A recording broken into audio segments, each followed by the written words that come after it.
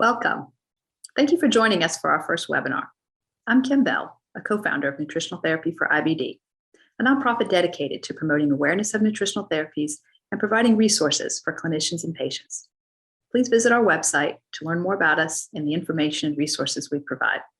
We appreciate Dr. Konijeti as the moderator of this new series and Dr. Cohen as our first guest, with a special thanks to our sponsor, Nestle Health Sciences.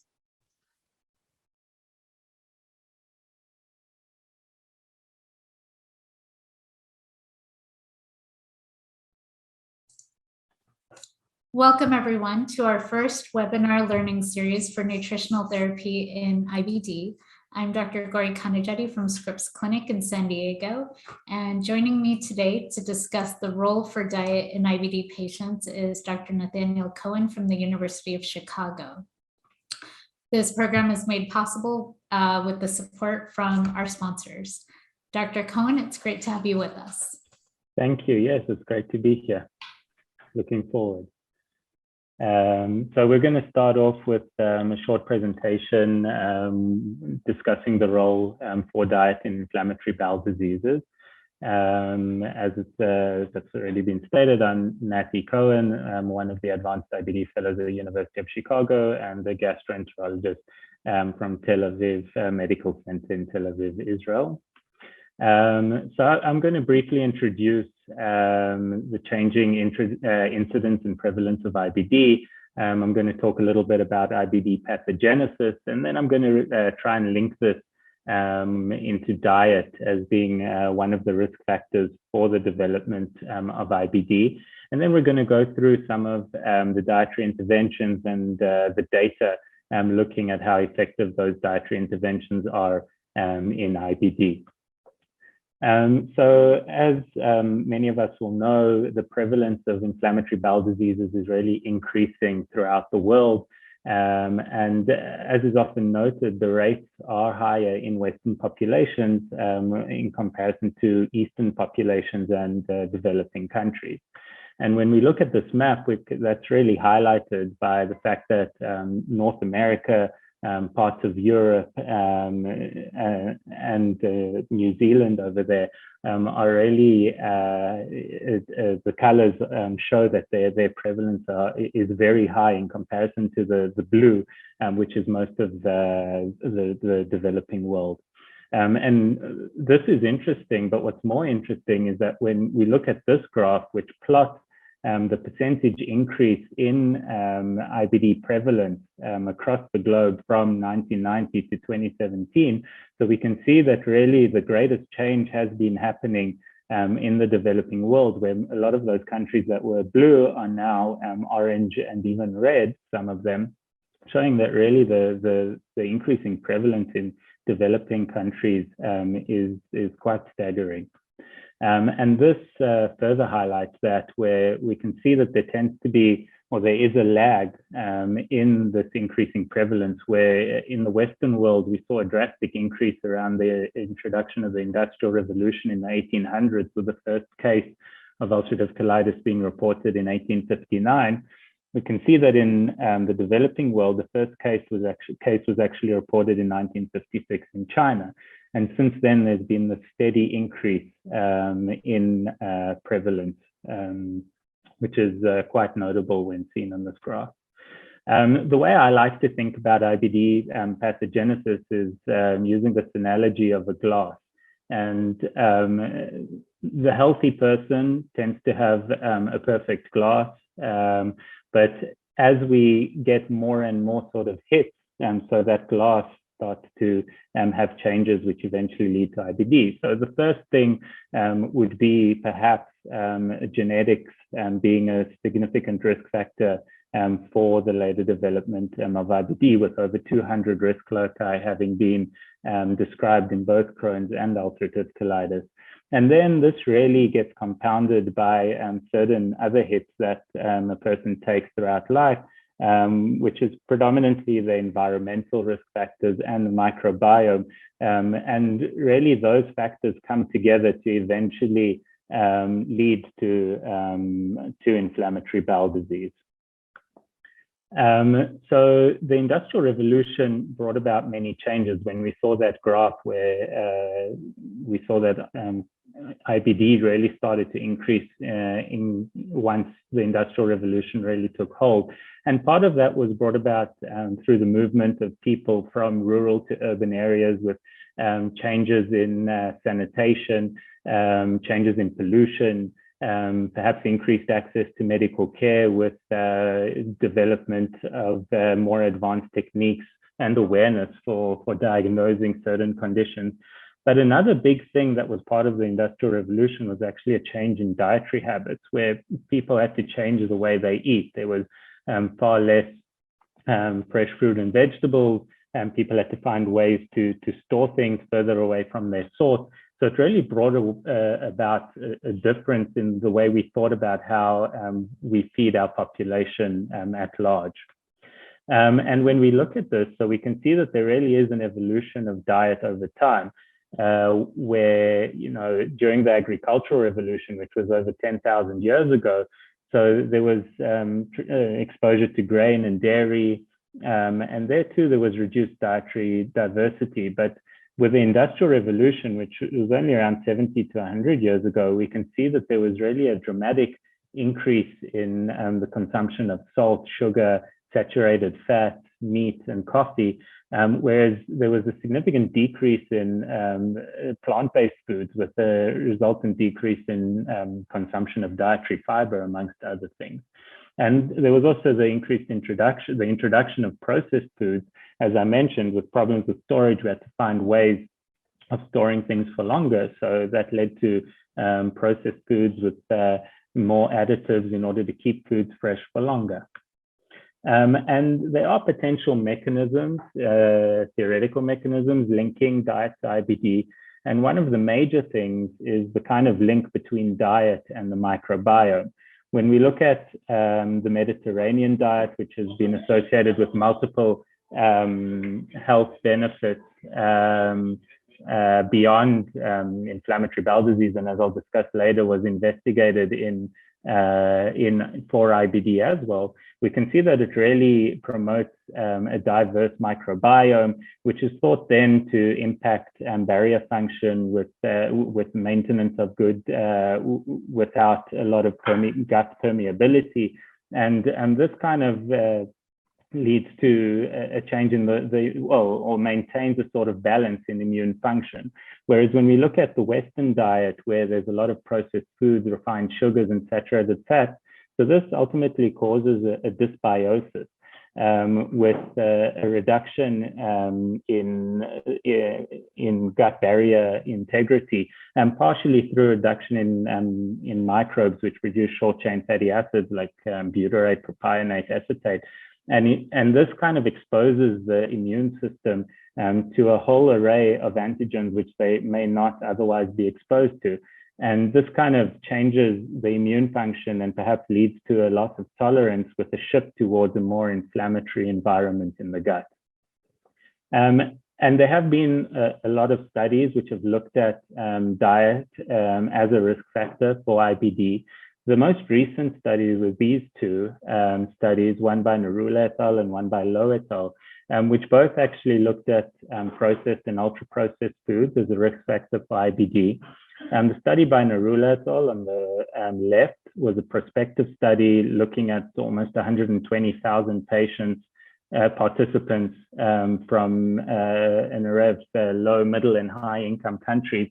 And what was really found was that ultra-processed food was associated with a higher risk of incident IBD, where both participants eating between 1 to 4 and then more than 4 having a significantly higher risk of developing IBD. And here the risk was particularly increased in those who had soft drinks, refined sweetened foods, salty snacks, and processed meat. And in the other study by Lowe et al., which was done in the United States and looked at the various prospective registries, the Nurses' Health Study and the Health Professional Study, this looked at almost 250,000 participants, and here again found that diet particularly ultra-processed foods in diet, was associated with an increased risk of Crohn's disease.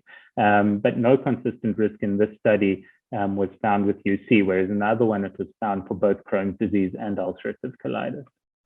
In terms of other studies which have looked at diet as a risk factor, so there's been a study which has found that high intake of dietary fiber being protective of Crohn's disease, a diet with increases in long-chain omega-3 fatty acids showed a trend towards decrease in lower risk of ulcerative colitis.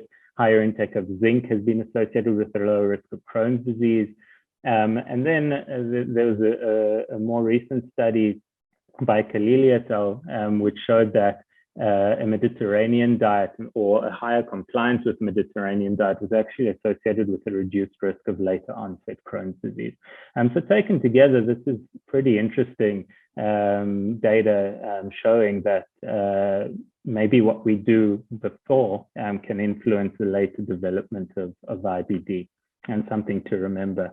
So the question is, does diet actually have a role in IBD management, seeing as there is such a strong connection between the two? And diet is a very attractive option. And the reason for that is that many patients are interested in dietary options. Often in clinic, patients will ask, is there a particular food or kind of diet that I can keep to keep my symptoms under control? I think from a medical fraternity perspective, it also puts a bit more responsibility onto the patient. It may increase the patient buy-in and also tends to give patients control over their bodies and illness, as opposed to just coming in, getting an infusion, and that's the only thing they need to do. I think it allows patients to really participate in their care. Perhaps may reduce the need for immune suppressive therapies in certain cases, as we'll discuss a bit later, and also could potentially reduce healthcare costs. A lot of our more advanced medications are very expensive, and diet in and of itself could be a way of reducing those medication-related costs. So when we look at the various dietary options in IBD, there's a few that have been studied. There's the exclusive enteral nutrition, or EEN, Crohn's disease exclusion diet, specific carbohydrate diet, CD treat diet, and the Mediterranean diet, which have all been studied, some more recently than others. And when we look at exclusive enteral nutrition, so this is really the most extensively researched dietary intervention for IBD, and it involves the use of a liquid nutritional product, an enteral formula. It usually comes in the form of a shake, and patients are exposed to drink this exclusively without any other foods.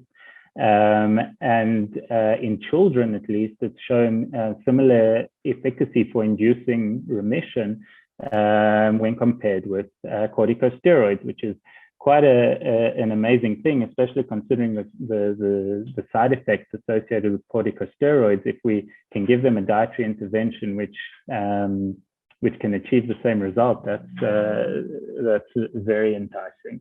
The problem is that in adults, these results have not been matched, and there was this systematic review which actually favored steroids over exclusive enteral nutrition in adults. There has been a study looking at the combination of exclusive enteral nutrition with anti-TNFs, which could theoretically be in place of starting them with corticosteroids for induction. And this actually showed that patients who received this combination did better than patients with anti-TNF antagonists alone. So this is quite interesting and should definitely be looked at a little bit more in future studies. Moving on to the Crohn's disease exclusion diet. So the Crohn's disease exclusion diet avoids or reduces exposure to animal fats, dietary products, gluten, emulsifiers. It does enable exposure to starch and fibers from fruits and vegetables. And it's conducted in 3 phases. The first phase really excludes quite a lot of food items, and with each phase, more and more foods are introduced. And this has been studied in quite a few trials. This was the first prospective non-controlled clinical trial that looked at CDED in 47 children and young adults with mild to moderate Crohn's disease. And they received 6 weeks of the structured CDED diet. And this was in combination with partial enteral nutrition. They received half of their calories from a polymeric formula. And the rates of response and remission were close to 80% response and 70% remission.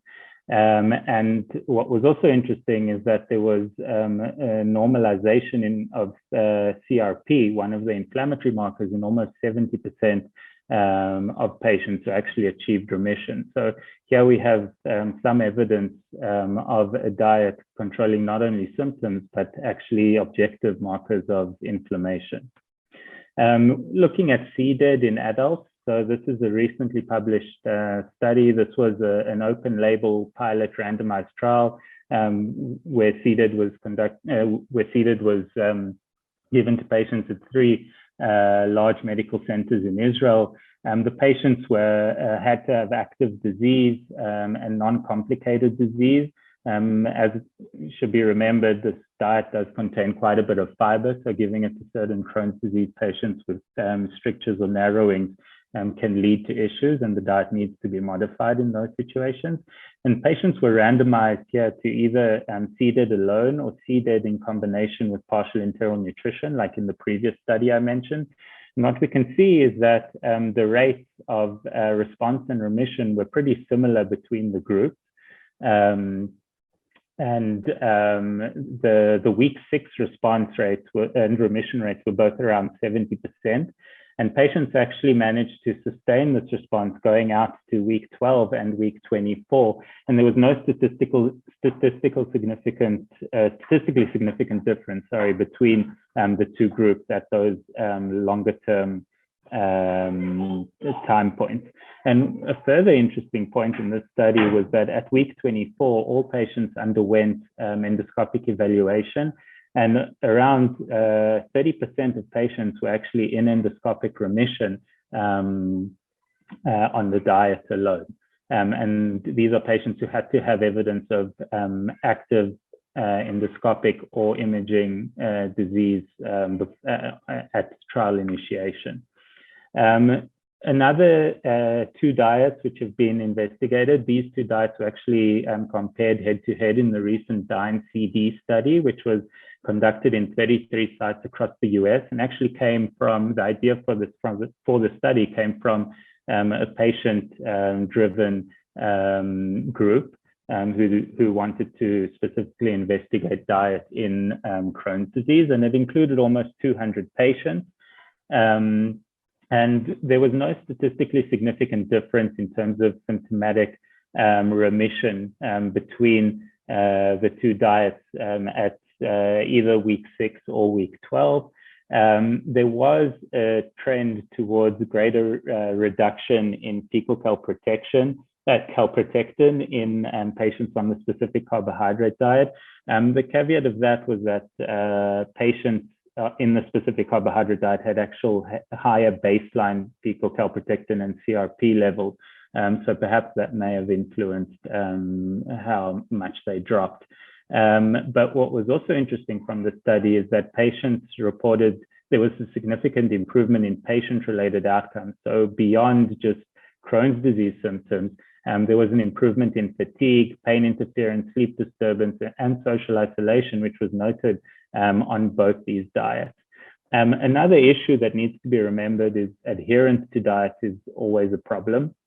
And even in this study where patients received pre-prepared chef-cooked meals for the first 6 weeks, only 60% of patients were actually adherent. Just one slide looking at diet for UC, there really isn't a lot of evidence where this was investigated. In a recent study that was published in JCC, again by in part by the Israeli group. So this was an interesting study which looked at fecal transplantation together with the UC diet. And there were 3 arms to the study. There was one arm, which was just fecal transplantation, where the patients could have a free diet. Group 2 was fecal transplant with the patients maintaining the UC exclusion diet, similar, based broadly along the same lines of the CD exclusion diet. And then group 3, which was the UC exclusion diet alone. And I'll just mention in group 2, the donor of the fecal transplant also had the diet. So the stool, the transplant was conditioned using the diet, and then the patient also continued the diet. And what was interesting here is that although not statistically significant, we can see that numerically at least, there was an increased response and remission rate in the UC diet arm of the study. This study was actually terminated early because patients in the fecal transplant group didn't do so well. There were issues there, so the study was terminated early. But I think the dietary information here is pretty interesting. So in terms of implementation of diet in therapeutic strategy, I think we need to look at the patient and their disease. So in severe disease, I think really there's only a supportive role for diet, where the patient really does need more advanced therapy. But there's the potential for using it in combination, as we could see from that study, which used EEN in combination with anti-TNF. In patients with complicated disease, such as fibrostenotic disease, as I mentioned, the diet may need to be adapted in order to suit the patient's phenotype.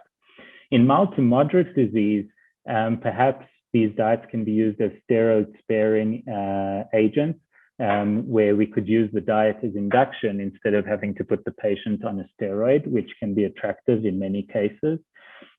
And in certain instances, it may even be able to maintain these patients on the diet as monotherapy.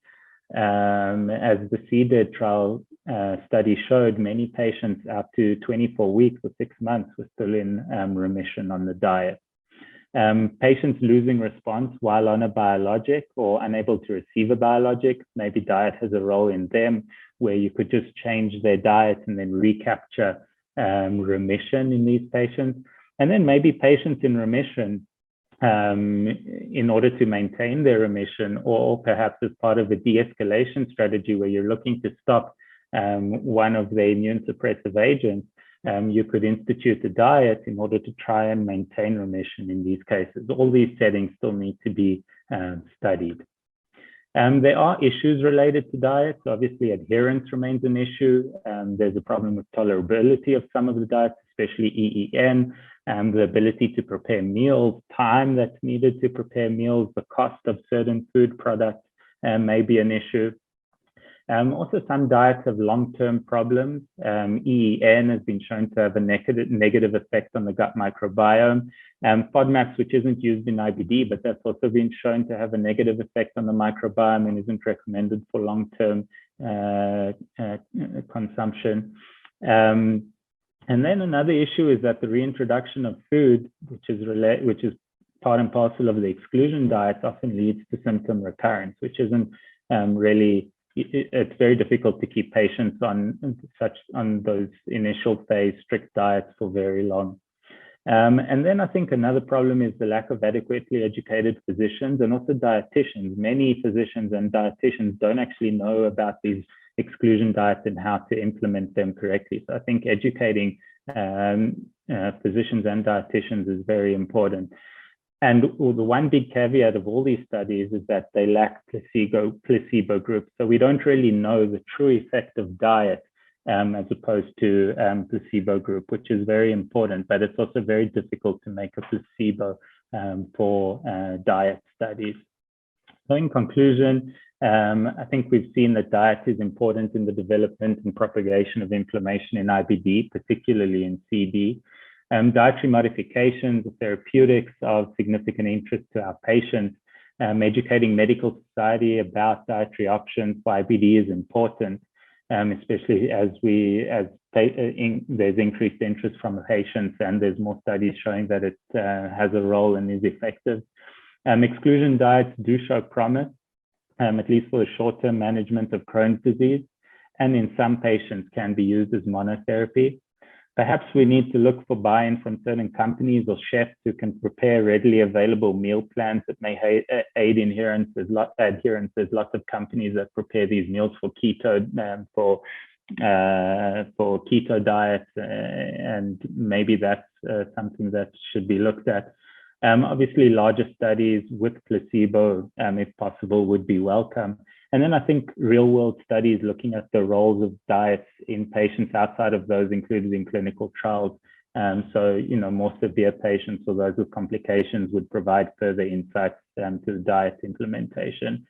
And then also looking at diets in UC would be great, especially considering that initial data from the UC Cross study.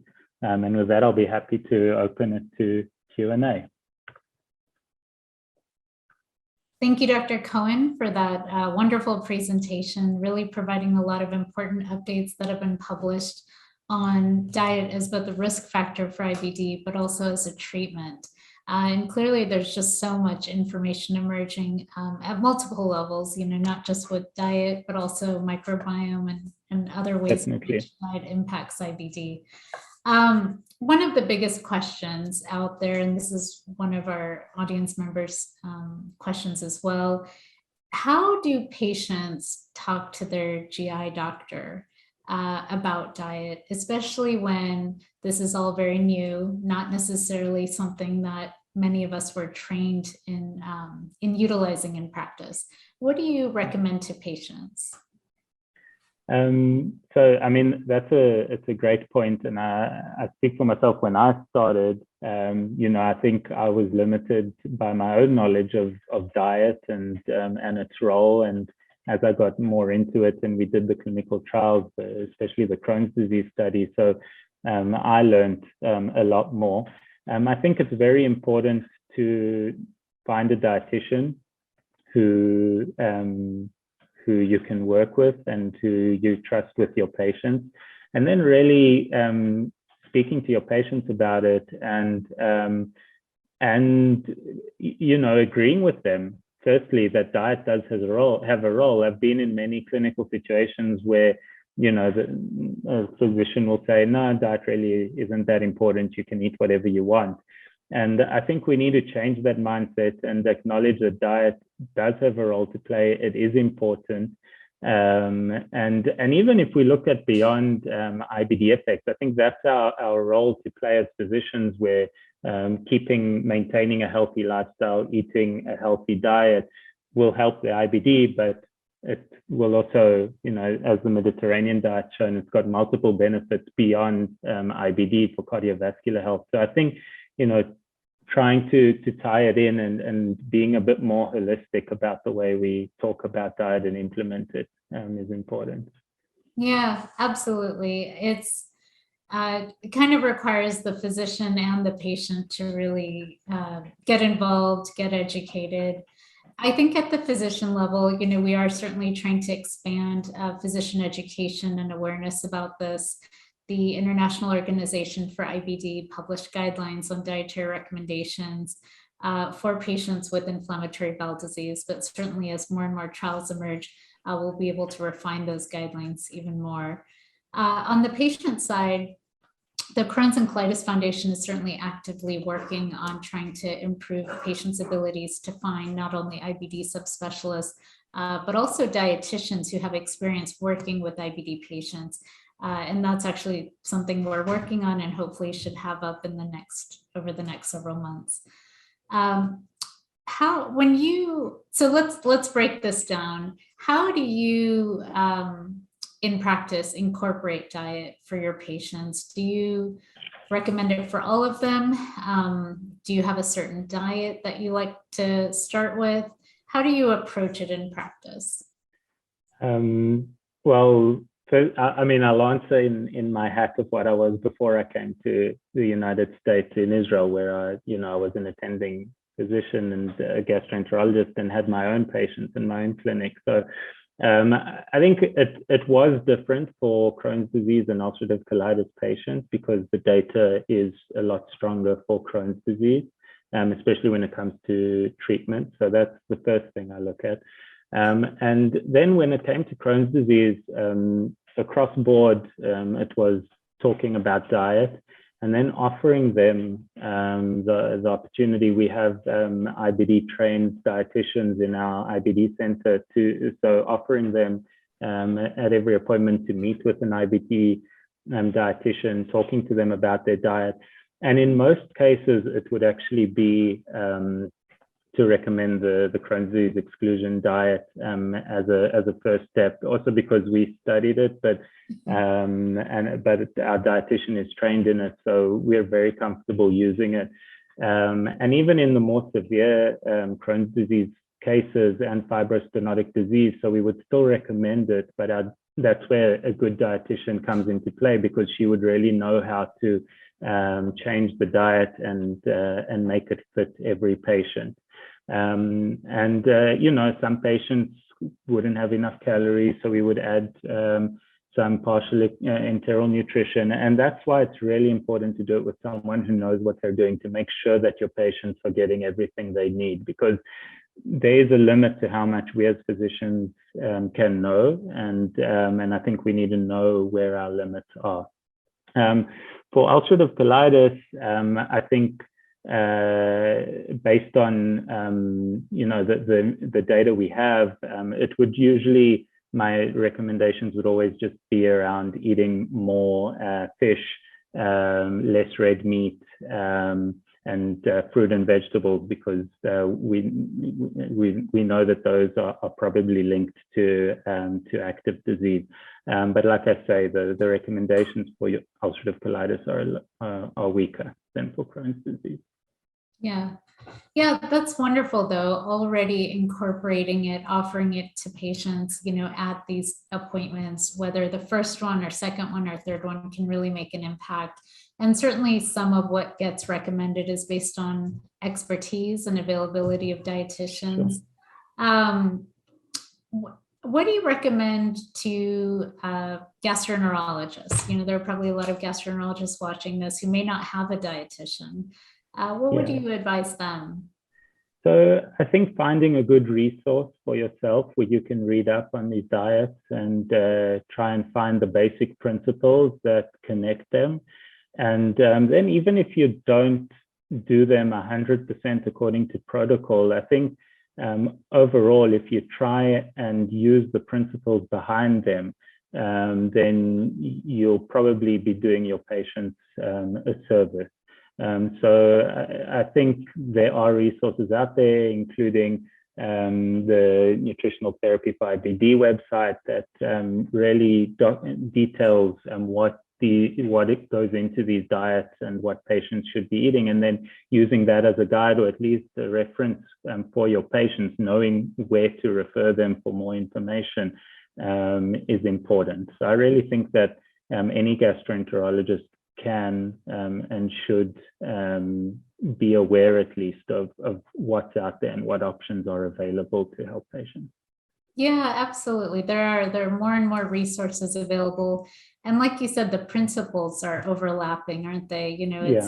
It largely does emphasize a nutrient-dense diet, modifications, based on anatomy or disease severity. And then really it's, you sort of have a menu, for lack of a better word, on somewhere to start.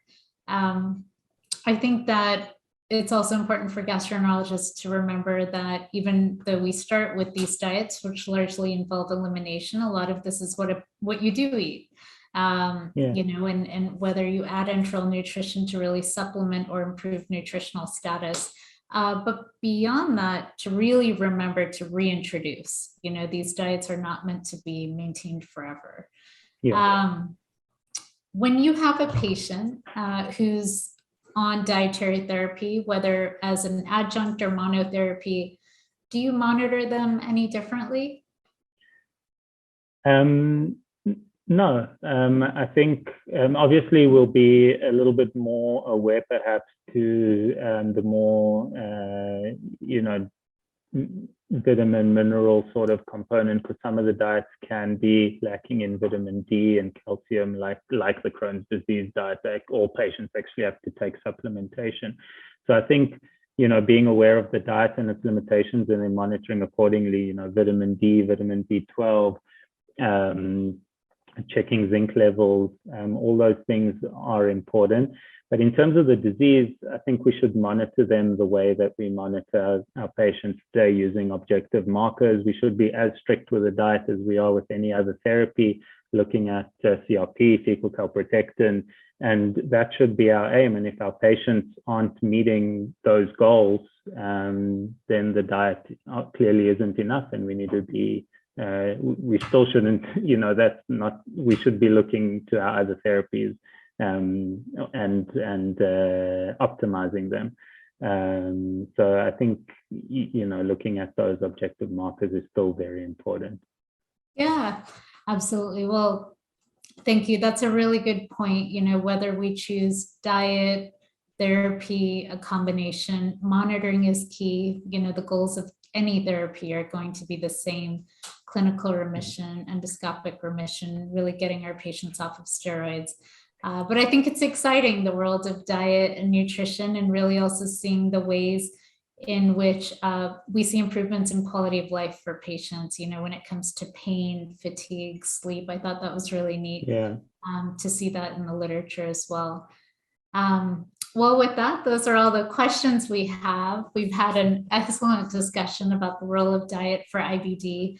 I'd like to thank my guest, Dr. Cohen from the University of Chicago, for presenting this talk today and joining us for this great discussion. It was wonderful to have you on this webinar learning series for nutritional therapy for IBD. I'd like to thank the audience members for your time and participation, and our sponsors for making this possible. Thank you, everyone. Thank you very much.